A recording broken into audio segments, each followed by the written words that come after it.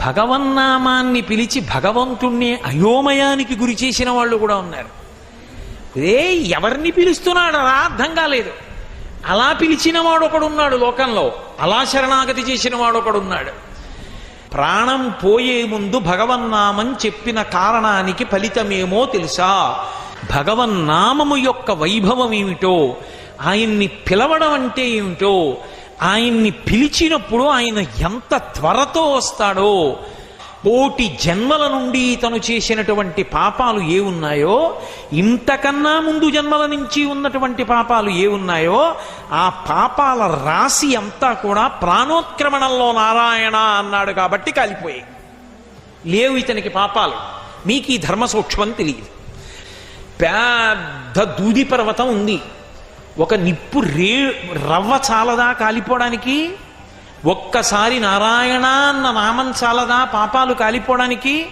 నామము చాలా తక్కువ అని భావన చెయ్యవద్దు. నామ సంకీర్తనము ఎంత గొప్పదో తెలుసా? భగవన్నామము చెప్పడానికి పెట్టి పుట్టి ఉండాలి. అది లేనినాడు ఆ నామం చెప్పేటటువంటి అదృష్టం పట్టదు.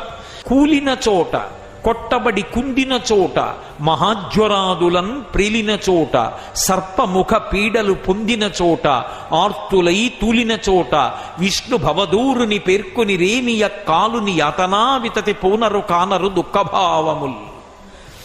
భగవన్నామం ఎప్పుడు చెప్పచ్చు అంటే నియమం లేదు, ఎప్పుడైనా చెప్పచ్చు. గజేంద్రుడు ఎప్పుడు చెప్పాడు? ప్రాణం పోయాడు ఎప్పుడు చెప్పాడు?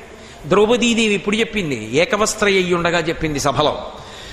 ఒక మంత్రం చెయ్యాలంటే నియమాలు ఉంటాయి. కదలకూడదు, అంగన్యాస కరన్యాసాలు చెయ్యాలి, దాని మీదే దృష్టి పెట్టాలి, వెన్నుపాము నిటారుగా ఉంచాలి, జపం చెయ్యాలి.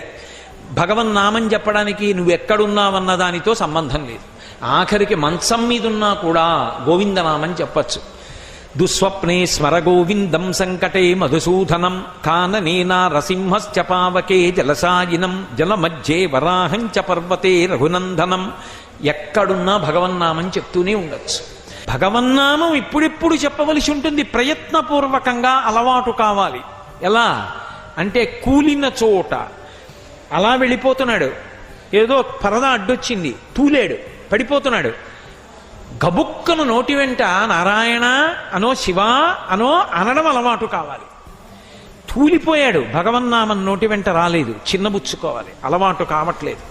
తూలిపోతేనే అవలేని వాణ్ణి రేపు ప్రాణోత్క్రమణంలో ఏమంటాను? కాబట్టి తూలిన చోట, కొట్టబడి కుందిన చోట. వేదిక మీద ఉపన్యాసం చెప్పి పైకి లేచాడు. పైన ఒక పెద్ద దూలం ఉంది, తల మధ్యలో ధమ్మని తగింది. కళ్ళ ముందేదో మెరుపు మెరిసినట్టయి ఒక్క లిప్త కాలం అన్నీ మరిచిపోయాడు, అసలు ఏం గుర్తురాలా. తర్వాత గుర్తొచ్చింది. అప్పుడు వెంటనే భగవన్నామం చెప్పగలవా? కూలిన చోట, కొట్టబడి కుందిన చోట, మహాజ్వరాదులన్ ప్రేలిన చోట. 104, 105 జ్వరం వచ్చేసి ఒంటి మీద తెలివి లేనప్పుడు భగవన్నామాన్ని పలవరించగలవా? మహాజ్వరాదులన్ ప్రేలిన చోట, సర్పముఖ పీడలు పొందిన చోట. అలా వెళ్ళిపోతున్నావు. అకస్మాత్తుగా త్రాచుపాము వచ్చి ఇలా పడగ విప్పింది. కేశవ, మాధవ, గోవింద, నారాయణ, మధుసూదన అనగలవా? లేకపోతే బాబోయ్ బాబోయ్ బాబోయ్ అంటావా? అలా సర్పముఖ పీడలు పొందిన చోట, ఆర్తులై తూలిన చోట, ఏదో ఒక కోరిక కోసం ఆర్తితో తూలిపోతున్నాడు. అప్పుడు భగవన్నామం గుర్తొస్తుందా? ఆర్తులై తూలిన చోట విష్ణు భవదూరుని పేర్కొని రేని. అప్పుడు కాని విష్ణునామం చెప్పగలిగితే ఆ కాలుని యాతనా వితతి కానరు పూనరు దుఃఖభావముల్. యమధర్మరాజు గారి యొక్క దర్శనమే ఉండదు. అందుకే శంకరాచార్యులు వారు భజగోవిందం చేస్తూ ఒక మాట అంటారు. ఆ భగవద్గీత కించిదీత గంగాజలలవ కణికాపీత సకృతపియేన మురారి సమర్చ క్రియతే తస్య యమేన నచర్చ. యమధర్మరాజు గారు రావడం, మనని రమ్మండం, బాబోయ్ నేను రానండం, ఆయన పీకుతూ ఉండడం, మనం లాగుతూ ఉండడం ఏమి ఉండవు. హాయిగా భగవంతుని యొక్క పార్షదులు వచ్చి తీసుకెడతారు. అందుకే ఎప్పుడూ భగవన్నామము చెప్పవలసిందే. భగవన్నామము చెప్పేటప్పుడు భగవన్నామముగా చెప్పాలని నియమం లేదు. బిడ్డ పేరు పెట్టి పిలిచిననైన, విశ్రామ కేళినైన, పద్య గద్య గేయ భావార్థములనైన కమలనయను తలుప కలుషహరము. విష్ణుదూతలు చెప్తున్న మాటలు. పిల్లలకి భగవంతుడి పేర్లు పెట్టుకున్నాడు. పెట్టుకున్నందుకు ఆ పేరు పెట్టి పిలుస్తాడు. ఒరే కార్తికేయ ఇలా రారా, అమ్మ శ్రీకరి ఇలా రావే అన్నాడు. అస్తమానం భగవన్నామం పిలుస్తున్నాడు. ఎవరిని? తాత అయిపోయాడు కదూ భ్రాంతి మనవల మీద. ఆ మనవల్ని తలుచుకుంటాడు రోజు పరిమాట్లు. కార్తికేయుడు ఏం చేస్తున్నాడో, శ్రీకరి ఏం చేస్తోందో అంటాడు. భ్రాంతితో మనవల్ని గుర్తు తెచ్చుకు తలుచుకున్నా భగవన్నామం చెప్తున్నాడు కాబట్టి పుణ్యం వస్తుంది. అది తుస్సు పుస్సు పెట్టుకుంటే పాపం వస్తుంది, వాడికి అభ్యున్నతి ఉండదు. కాబట్టి బిడ్డ పేరు పెట్టి పిలిచిననైనా విశ్రామ కేళినైనా ఆఖరికి ఆడుకుంటున్నాడు. ఆడుకునేటప్పుడు నువ్వు రాముడి పక్షం, నేను కృష్ణుడి పక్షం. కృష్ణ పరివారం పేర్లన్నీ ఇటు పెట్టుకున్నాడు, రామ పరివారం పేర్లన్నీ అటు పెట్టుకున్నాడు. లక్ష్మణుడు అవుట్, భరతుడు అవుట్, శత్రుఘ్నుడు అవుట్ అంటున్నాడు. అలా అన్నందుకు హనుమ ఒక్కరిని మాత్రం పట్టుకోలేకపోతున్నాం. ఆ హనుమ ఒక్కరి వల్ల మళ్ళీ తరుంకూత వచ్చేస్తున్నారు, మళ్ళీ అందరూ వచ్చేస్తున్నారు అంటున్నాడు. అలా అస్తమానం ఆ నామాలు అంటున్నాడు కాబట్టి పుణ్యం. విశ్రామ కేళినైన పద్య గద్య గీత భావార్థములనైన, అది పద్యం కావచ్చు, గద్య కావచ్చు, గేయం కావచ్చు, భావం కావచ్చు, అర్థం కావచ్చు, భగవన్నామం ఉంటే చాలు. అందుకు కదూ పోతన గారు అంటారు, హరినామస్తుతి చేయు కావ్యము సువర్ణాంభోధి హంసావళీ సురచిభ్రాజితమై మానస సరస్ఫూర్తిన్ వెలుంగొందు శ్రీ హరినామస్తుతి లేని కావ్యము విచిత్రార్థాన్వితంబయ్యు శ్రీకరమయ్యుండదయోగ్య దుర్మదనత్కాకోల కర్తాకృతిన్ అంటారు. ఆ భగవన్నామములతో కూడినటువంటి గ్రంథములకుండే విశేషం అది. కాబట్టి విశ్రామ కేళినైన పద్య గద్య గేయ భావార్థములనైన కమలనయను తలుప కలుషహరము. ఆయన్ని తలుచుకుంటే చాలు పాపములు పోతాయి.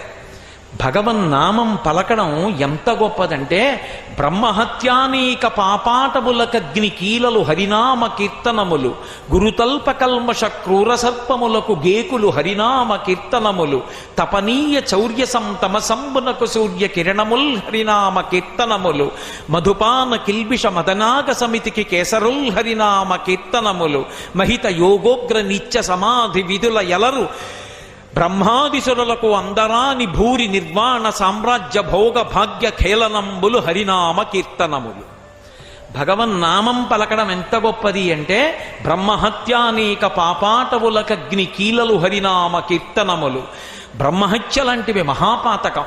అటువంటి మహాపాతకమైనటువంటి బ్రహ్మహత్య లాంటి భయంకరమైనటువంటి పాపాలకి కూడా, బ్రహ్మహత్యానేక పాపాటవులకు, అటువంటి అరణ్యముల వంటి పాపాలకి కూడా దావానలం లాంటి, అగ్నిహోత్రం లాంటిది భగవన్నామాన్ని పలకడం.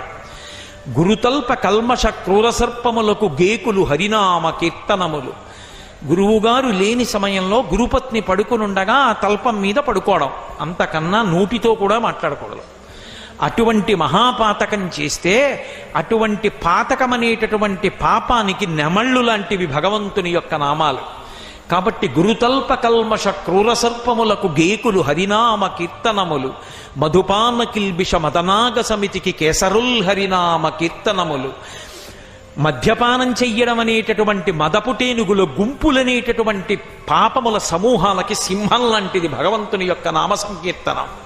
కాబట్టి మదపాన కిల్బిష మదనాగ సమితికి కేసరుల్ హరినామ కీర్తనములు, తపనీయ చౌర్య సంతమసంబునకు సూర్య కిరణముల్ హరినామ కీర్తనములు.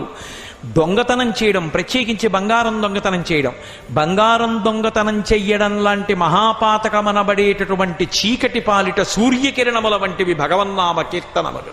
అంటే అటువంటి పాతకాన్ని కూడా పోగొట్టగలిగినటువంటివి. అవి ఎంత గొప్పవి అంటే, మహిత యోగోగ్ర నిత్య సమాధి విధుల ఎలరు బ్రహ్మాది సురులకు అందరాని భూరి నిర్వాణ సామ్రాజ్య భోగ భాగ్య ఖేళనంబులు హరినామ కీర్తనములు. ఎప్పుడు సమాధిలో ఉండి భగవంతుణ్ణి అనుభవించేటటువంటి చతుర్ముఖ బ్రహ్మ వంటి వారు కూడా అనుభవించినటువంటి ఆనందాన్ని మనకి అందింపచేయగలిగినది ఏది అంటే భగవన్నామ సంకీర్తనమే. అంత గొప్పదయా భగవన్నామ సంకీర్తనం అంటే. అదేమైనా మాటలు అనుకుంటున్నావా? అటువంటి భగవన్నామాన్ని ప్రాణం పోయేటప్పుడు నారాయణాయంచు ఆత్మ ప్రలపించు, చనిపోయే ముందు అన్నాడు కాబట్టి కొన్ని కోట్ల జన్మల పాపాలు పోయాయి. లేవు ఇప్పుడు పాపాలు, పుణ్యాలు లేవు. ఎన్ని పాపాలు చేశాను.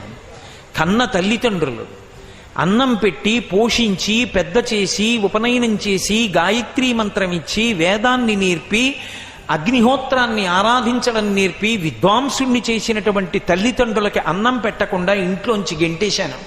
కట్టుకున్న ధర్మపత్ని సంతానం కూడా కలగక ముందు అంతటి సౌందర్య రాశిని విడిచిపెట్టి ఒక కులటలో అందం ఉందనుకుని ఆమె వెంట తిరిగి ఇల్లాలిని వెడలగొట్టాను. ఆఖరికి దొంగతనాలు చేశాను, కళ్ళు తాగాను, వేశ్యకి పిల్లల్ని కన్నాను. జీవితం పండుటాకైపోయింది, చేసిన పుణ్యం లేదు. అయినా నారాయణ అని ఒక్క మారన్నందుకు నాకు ఇంత అనుగ్రహమా? ఛీ, నా బ్రతుకేం బ్రతుకు. ఇప్పటికైనా సరిగ్గా బ్రతకడం నేర్చుకుంటాను. ఇక నా జీవితాన్ని పరబ్రహ్మము యొక్క నామోచ్చరణ ఎందు గడిపేస్తాననుకున్నాడు. ఓరి పిచ్చివాళ్ళల్లారా, అందరూ చచ్చిపోయే ముందు భగవన్నామని చెప్పగలరని మీరు అనుకుంటున్నారా? అందరూ భగవన్నామని చెప్పగలరా? దంతంబుల్ పడనప్పుడే, తనువుయందారూఢియున్నప్పుడే, కాంతాసంఘము రోయనప్పుడే, జరాక్రాంతంబు కానప్పుడే, వింతల్ మేన చెరించునప్పుడే, కురుల్ వెల్వెల్ల కానప్పుడే, చింతింపన్వలమీ పదంబుజములన్ శ్రీకాళహస్తీశ్వర అంటాడు దుర్జటి. ఒంట్లో ఓపిక ఉన్నప్పటి నుంచి చెయ్యనటువంటి సాధన ఎప్పుడో పండుటాకులైపోయిన తరువాత సాధన చేసి భగవన్నామం మనసులో నిలబడాలంటే ఎందుకు నిలబడుతుంది? అది నిలబడదు. సాధన మొట్టమొదటి నుంచి చేసుకుంటూ చేసుకుంటూ చేసుకుంటూ విడితే ఆ భగవన్నామము నిలబడుతుంది. అందుకే మీకు ఇవాళ చెప్తున్నాను రా, మొట్టమొదట ఎవరిని తీసుకురావాలో చెప్తాను, బాగా జ్ఞాపకం పెట్టుకోండి అన్నాడు. ఎవరిని తీసుకురావాలి అంటే బాగా గుర్తుంచుకుని తీసుకురండి. తీసుకొచ్చేటప్పుడు లోకంలో పరమ పాపభూయిష్టమైనటువంటి జీవనాన్ని చేస్తున్నటువంటి వాళ్ళు కొంతమంది ఉంటారు. అటువంటి వాళ్ళు కలలోనైనా శ్రీకాంతుని పాద పద్మముల్ దర్శింపలేని కర్మరతుల, ఎకశెక్కమునకైన ఇందిరారమణుని పేరు పలకంగలేని దుర్భాషితులను. ఆఖరికి హాస్యమునకైన కృష్ణ కథా ప్రశంసకు చెవి తార్పలేని దుష్కథా ప్రమణుల, యాత్రోత్సవములనైన ఈశుని గుడి తోవ త్రొక్కలేని దుష్పదులను. మహాభక్తుల పాదధూళి సమస్త తీర్థ సారమటంచు తెలియలేని వారి వారి వారి వారి చేరిన వారి తొలుత కట్టి తెండు దూతలా. ఎవరిని తీసుకొస్తారో తెలుసా మీరు తీసుకొచ్చే ముందు? ఎకసక్కమునకైన ఇందిరారమణుని పేరు పలకంగలేని దుర్భాషితులను. వాడు హాస్యానికి కూడా భగవన్నామం పలకడు, ఎప్పుడూ అక్కర్లేని మాటలే. పరిహాసానికి వాడు భగవన్నామం పలకడు. ఎందుకని? వాడి ఇంట్లో పిల్లల పేర్లు కూడా ఉండవు, అమంగళకరమైన పేర్లుంటాయి. కొన్ని పేర్లు వింటే నిజంగా పేర్ల అర్థం భావిస్తే అలా పిలిచినందుకు ఆ పిల్లలు ఏమైపోతారో, అలా పిలిచి వీళ్ళు ఏమైపోతారో అనిపిస్తుంది. దానికి ఏం అర్థం ఉండదు. ఆ పేరు బాగా పెట్టుకున్నావా అంటే వాడికి అది నచ్చింది. ఎవడికి లోకంలో ఉండకూడదు ఆ పేరు. రావణుడికి ఉంది అలా, ఎవరూ పెట్టుకోలేదుగా రావణుడు అన్న పేరు. పేరు పెట్టుకోవడం కాదు, పేరు పెట్టి పిలిచినందుకు వాడికి మంచి విభూతి కలగాలి, పిలిచి నువ్వు తరించాలి, ఆ పేరు పెట్టుకోవాలి. అంతేకాని ఎందుకు వచ్చిన పనికి మాలిన పేర్లు. భగవంతుడి పేరు కనీసం హాస్యానికైనా పలకనటువంటి వాడు ఉంటాడు, దుర్భాషితుడు అన్నాడు యమధర్మరాజు గారు. వాణ్ణి ముందు పట్టుకురండి. రెండోవాడు కలలోనైన ఇందిరారమణుని పాద సత్కమలముల్ చూడని కర్మరతుల. వాడికి ఎప్పుడు పనిలే, వాడికి ఎప్పుడు ఖాళీ ఉండదు. ఎప్పుడు బతికున్నంత కాలం కబంధుడు అని రామాయణంలో రాక్షసుడు ఉంటాడు, వాడికి కళ్ళుండవు. వాడికి ఒక పెద్ద కడుపు పెట్టాడు ఇంద్రుడు, తలని తీసుకెళ్లి నొక్కేశాడు లోపలికి. అందుకని వాడికి ఏం లేదు, నేను తినాలి కదా అన్నాడు. తినడానికి ఒక కడుపు పెట్టాను కదా అన్నాడు. మరి తినడానికి ఆహారం కావాలి కదా అన్నాడు. పెద్ద 2 చేతులు ఇస్తా, తడువు, ఏది దొరికితే తెచ్చుకు తింటుండు, కూర్చో. వాడు చేతులు పెట్టి తడువుకుంటుంటాడు, తింటుంటాడు. కబంధుళ్ళ వెళ్ళను, సంపాదించను, తేను, బ్యాంకులో వేయను, తిన్నో, పడుకోను, మళ్ళీ తిరగను, తీసుకొస్తూ ఉండను. వాడికి భగవత్ కార్యానికి ఖాళీ ఉండదు. ఎందుకు? ఆ మనుష్య జన్మ. సంపాదించద్దని లోకం అనలేదు, సంపాదించవలసిందే. కానీ ఇంక అదే కార్యక్రమమా? నీ జీవితం ఏమైపోతుంది? జీవుడు ఏమైపోతాడు? రేపు పొద్దున వెళ్ళిపోయాక ఇది పనిచేసుకుంటారు. కడుపున ఎంతమంది పుట్టారో అంతమంది పెట్టి భాగించేస్తారు. నువ్వు జీవుడు ఏమైపోతాడు? వాడు ఉన్నాడుగా, వాడి సంగతి కూడా చూసుకోవాలిగా. కాబట్టి కలలోనైన ఇందిరారమణుని పాద సత్కమలమల్ చూడని కర్మరతుల. చివరికి ఏదో హాస్యానికి కృష్ణుడు జారలీల చేశాడు, చోరలీల చేశాడు అని చెప్పి ఉత్తినే ఎకసెక్కం కోసమని కృష్ణ కథ విన్నాడు ఎవరో. అలా విన్నా పర్వాలేదు, కనీసం అందుకు కూడా విండవాడు. అది వినేదేమిటండి అంటాడు. అలాంటి వాడిని ముందు తీసుకురండి. అలాగే యాత్రోత్సవములనైన యాత్ర కెడతాడు, ఉత్సవానికి కెడతాడు. ఏం చేస్తాడు? అక్కడికి వెళ్ళి ఇక్కడ కూడా మంచి ఆహారం ఎక్కడ దొరుకుతుంది? అబ్బే ఇక్కడండి ఇలా కాదు, అలా చేసి ఉంటే బాగుండేది. వీడు ఇక్కడ కూర్చుని సలహాలు చెప్తాడు. వచ్చి చేస్తే తెలుస్తుంది చేయడం ఎంత కష్టమో, రోజుకు 1100 మందికి అన్నం పెట్టడం ఎంత కష్టమో, పెద్ద హాల్ తీసుకురావడం ఎంత కష్టమో, జనరేటరు 7 రోజులు రాత్రి పగలు తిప్పడం అంటే ఎంత కష్టమో, ఇంతమందిని తట్టుకుని కార్యం నడపడం అంటే ఎంత కష్టమో, ఒడ్డున కూర్చుని సలహాలు చెప్పమంటే ఎవరైనా చెప్తారు. అది కాదు, యాత్రకి ఉత్సవానికి వెళ్ళినప్పుడు కనీసం ఏమండి ఇక్కడ గుడి ఎక్కడుందండి అని పక్కనున్న హనుమాన్ గాడికి కూడా 4 అడుగులు లేకుండా ఇంకా ఉండిపోయాడు 3 రోజుల తర్వాత అంటే మిగిలిన మాటనే పూర్తి చేయరు. యాత్రోత్సవములనైన ఈశుని గుడి త్రోవ తొక్కలేని దుష్పదులను మహాభక్తుల పాద ధూళి సమస్త తీర్థ సారమటంచు ఎరుగలేని వారి. సమస్త తీర్థముల యొక్క సారం ఎక్కడుంటుందంటే మహాభక్తుల యొక్క పాద ధూళి ఎందు ఉంటుంది. అటువంటి వారి పాదాలకి నమస్కరించడానికి అహం అడ్డొచ్చి నిటారుగా తాటి చెట్టులా నిలబడేవాడెవడుంటాడో వాడికి మేము వాడి వాళ్ళమండి అని గర్వంగా చెప్పుకునే వాళ్ళు ఎవరున్నారో వారి చేరిన వారి అలాంటి వాళ్ళ చుట్టూ చేరిన వాళ్ళని తొలుత కట్టి తెండు దూతలారా, వాళ్ళ అక్కర్ల భూమి మీద ముందు కట్టి తెచ్చేయండి. మరి ఎవరి విషయంలో జాగ్రత్తగా ఉండాలి? కమలనయను మీది భక్తియోగమెల్ల ముక్తియోగమటంచు మొదలెరుంగు అట్టి వారి జోలికెళ్ళవలదు దూతలారా. ఎవరు భగవంతుని మీద భక్తియే ముక్తియోగమని నమ్మి బతుకుతుంటారో అలాంటి వాళ్ళ జోలికి వెళ్ళవద్దు. భగవంతుని యొక్క భక్తులతో నిరంతరము మాట్లాడడం కూడా మహాభాగ్యం. అజామీలుడు అదే చెప్పాడు చిట్ట చివర, హరిభక్తులతో మాటలు ధరనెన్నడు చెడని పుణ్య ధనముల మూటల్ అవి వరముక్తికాంత పూతోటలు అరిషడ్వర్గములు చొరని అరుదగు కోటల్ అన్నాడు. ఎక్కడి నుంచి వస్తుందా సంస్కారం అంటే భగవంతుని యొక్క భక్తులైన వాళ్లతో కూడి ఉన్నా ఎప్పుడూ భగవన్నామం వినడం, భగవత్ కథ వినడం, భగవత్ సేవ చేయడం, ఆయనతో గుళ్ళకెళ్ళడం, గోపురాలకెళ్ళడం, తీర్థానికి వెళ్ళడం, నదికి వెళ్ళడం, భగవన్నామం పలకడం, భగవత్ కథాశ్రవణం, అనురక్తి సంస్కారము ఇవి ఉద్భవిస్తాయి. అటువంటి హరిభక్తులతో మాటలు ధరనిన్నడు చెడని పుణ్య ధనముల మూటల్. సంపాదించుకున్న ధనం పోవచ్చు, కానీ హరిభక్తులతో కలిసి ఉన్నందువల్ల వచ్చినటువంటి పుణ్యమనబడేటటువంటి ధనము యొక్క మూట పాడయ్యేది కాదు. ధరనెన్నడు చెడని పుణ్య ధనముల మూటల్ వరముక్తికాంత పూతోటలు. అటువంటి వారితో మాటలు ముక్తికాంత పూతోటలు. అరిషడ్వర్గములు చరని అరుదగు కోటల్. కామక్రోధ లోభమద మోహమాత్సర్యములు ప్రవేశించని అరుదైన కోట. మామూలు కోటల్లోకి శత్రువులు ఎప్పుడోప్పుడు ప్రవేశిస్తారు, ఏ ఉడుగునో ప్రవేశపెట్టి. కానీ ఈ కోటలోకి అంతఃశత్రువులు కూడా ప్రవేశించరు. ఏ కోటలోకి? భగవద్భక్తులతోటి సహవాసం ఉంటే. కాబట్టి అటువంటి వారి జోలికి వెళ్ళవద్దు దూతలారా అని యమధర్మరాజు గారు చెప్తాడు. కాబట్టి అజామీళోపాఖ్యానం మనకి భాగవతంలో ఏం నేర్పిందంటే, ఏదో ఒక కారణానికి ఎప్పుడో అప్పుడు భగవన్నామం చెప్పడం నేర్చుకో. కంచికామకోటి పీఠాధిపత్యం వహించిన మహాపురుషులు చంద్రశేఖరేంద్ర సరస్వతి మహాస్వామి సభలకి వెళ్ళి, అయ్యా మీకు అది ఇస్తామండి ఇది ఇస్తామండి అని అడిగితే, నాకు అవన్నీ అక్కర్లేదు, నేను సన్యాసిని, నేను అడిగింది మీరు ఇస్తారా? ఇస్తాం. అందరూ ఇవ్వగలరు, ఇస్తారా? ఇస్తాం. మీ జీవితంలో ప్రతిరోజు 2 నిమిషాలు నాకు ఇచ్చేశానని, దానం చేశానని చెయ్యెత్తండి. అందరూ చెయ్యెత్తేవారు. కాబట్టి మీ జీవితంలో ప్రతిరోజు 2 నిమిషాలు నావి కదా, నే చెప్పినట్టు చెయ్యాలి. 2 నిమిషాలు ఎప్పుడో అప్పుడు భగవన్నామని చెప్పండి. మీరు నాకు ఇచ్చేశారు కాబట్టి.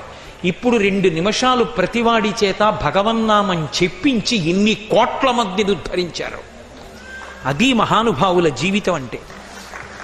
సంసారంలో బాగుంది, చాలా బాగుంది, చదువుకున్నాను, తర్వాత పెళ్ళయింది, మంచి భార్య వచ్చింది, కొడుకుట్టాడు, కూతురుట్టింది, మంచి అల్లుడు వచ్చాడు, మంచి మనవలు పుట్టారు, అమ్మో ఎంత సంతోషం, చాలా మంచి కోడలు వచ్చింది, తప్పకుండా మనవలు వస్తారు. నీ పరిస్థితి ఏమిటి? ఎన్నేళ్ళు వచ్చేసాయి? 50 దాటిపోయావు. మనవలు పుడతారు, మనవలు పెద్దవాళ్ళు అవుతారు, మనవలు కాలేజీకి ఎడతారు, నీకు 70, మనవలు ఇంకా పెద్దవాళ్ళు అవుతారు, వాళ్ళ పెళ్ళిళ్ళు అవుతాయి, వాళ్ళకి అక్షతలు వేస్తావు, నువ్వు 80. మళ్ళీ వాడికో మనవడు పుడతాడు, నీకు మునిమనవడు పుట్టాడు, నీకు కనకాభిషేకం చేశారు 90. సాధించింది ఏమిటి? అడుగు నుంచి వచ్చేస్తోంది మృత్యువు కాలంలోనే. ఏది పట్టుకుంటుంది? కాలు పట్టుకుంటుంది.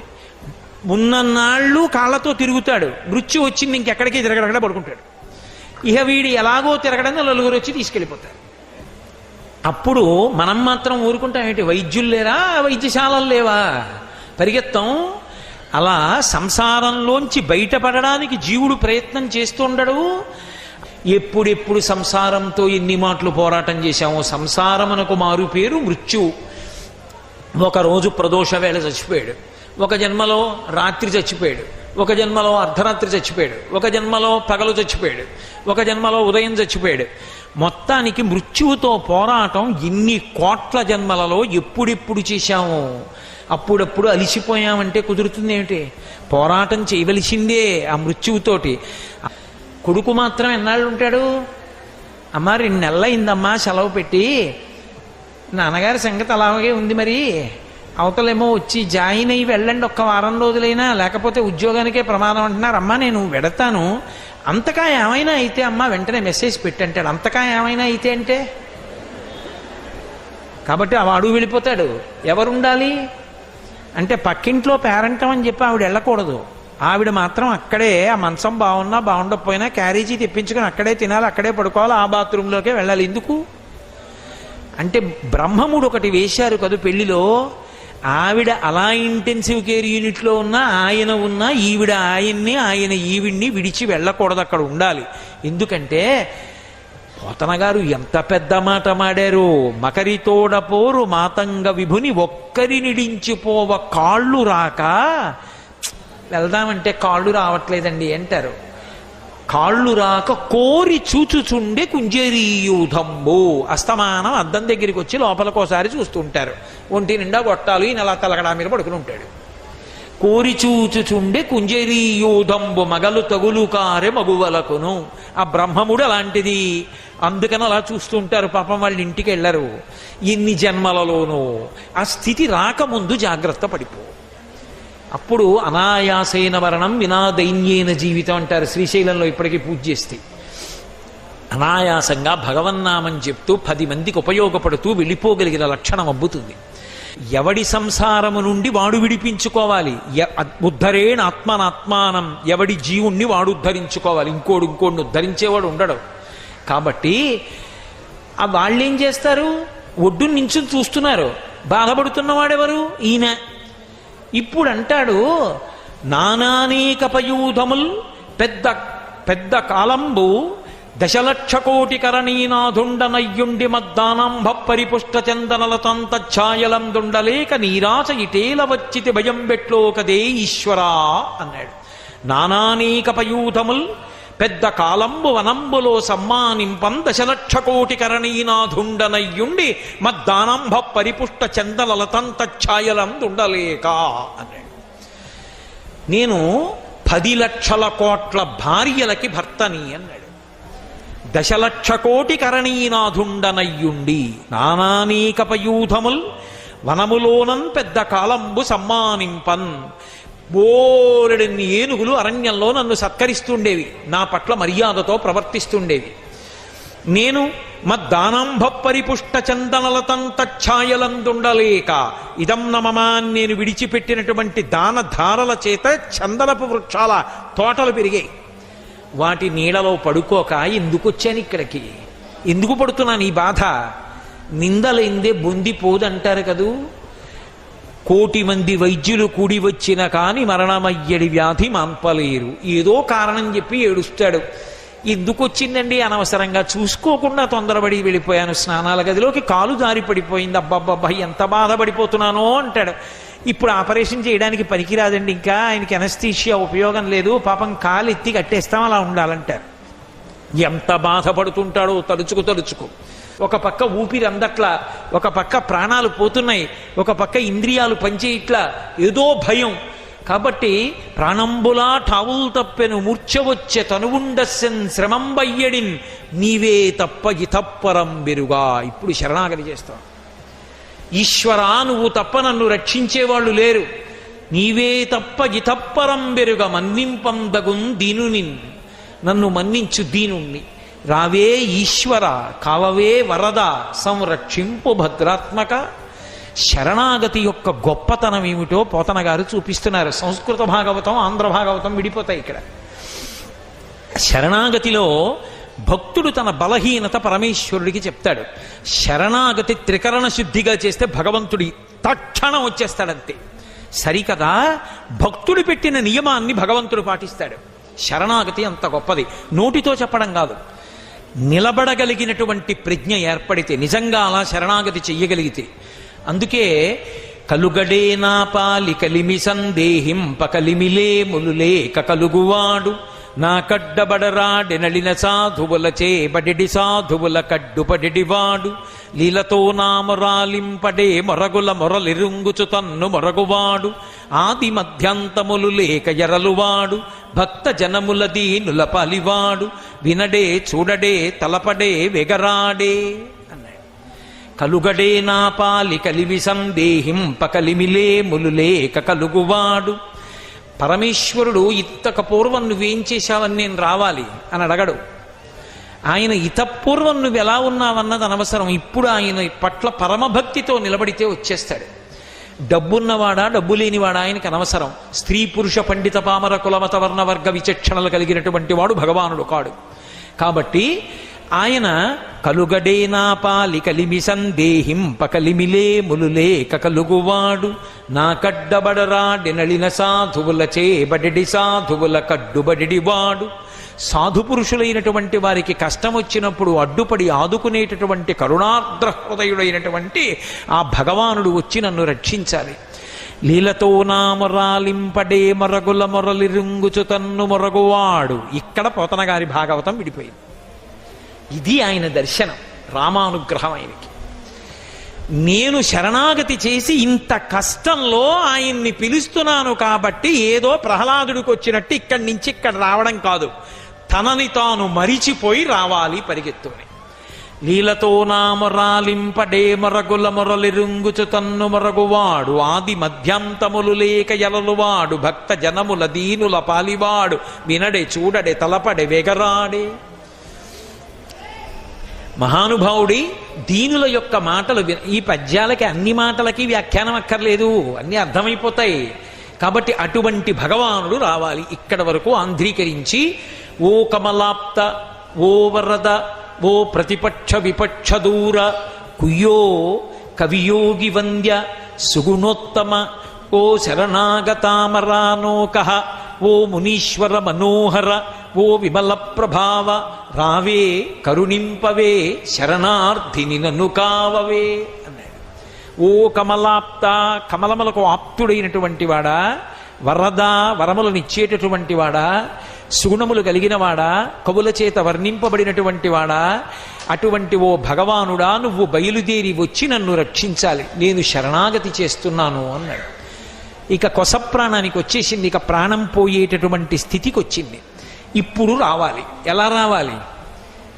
లీలతో నామరాలింపడే మొరగుల మొరలిరుంగుచు తన్ను మొరగువాడు. తనను తాను మరిచిపోయి రావాలి. తనను తాను మరిచిపోయి ఎలా రావాలి?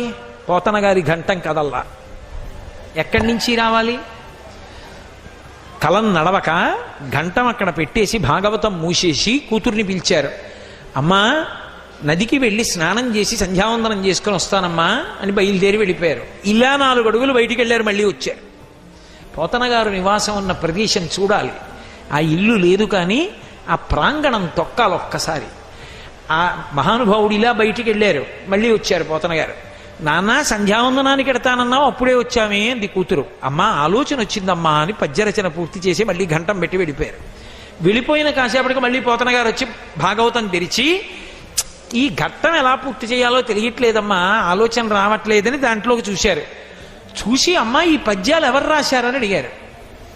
నాన్నగారు మీరే కదా సంధ్యావందనానికి వెళ్ళి ఆలోచన వచ్చిందని మళ్ళీ ఇంట్లోకి వచ్చి ఏదో పూర్తి చేసి వెళ్ళారు అంది. పోతన గారి కన్నుల వెంట ఆనంద భాష్పాలు పడిపోయి నా ఘంటం ఎక్కడ కదలలేదో అక్కడ రామ